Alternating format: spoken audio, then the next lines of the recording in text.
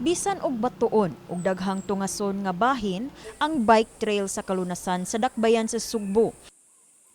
Gipakita sa 19 anyos nga biker nga si 𝗪𝗪𝗪 Lumanag ang iyang kahanas ug abilidad sa pagkumpleto niini.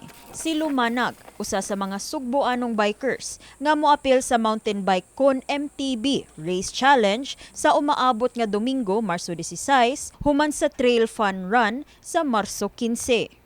Ipahigayon kini sa Ecopark sa maong barangay nga mas nailhan kaniadto nga mao ang Cebu City Zoo.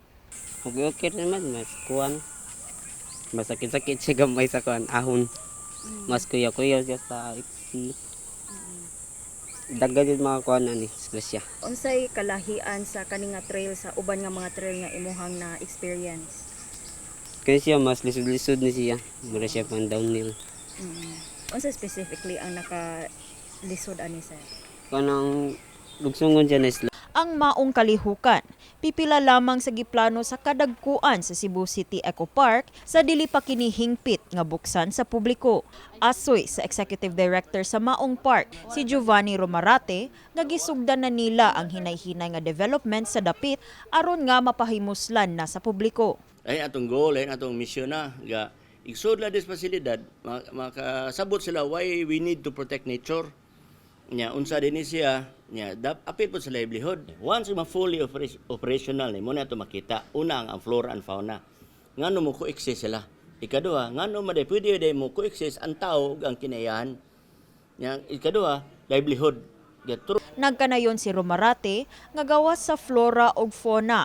Puhon mabuksan sab nila ang pipila ka mga pasilidad sama sa bee farm, camping site, community habitat ug uban pa.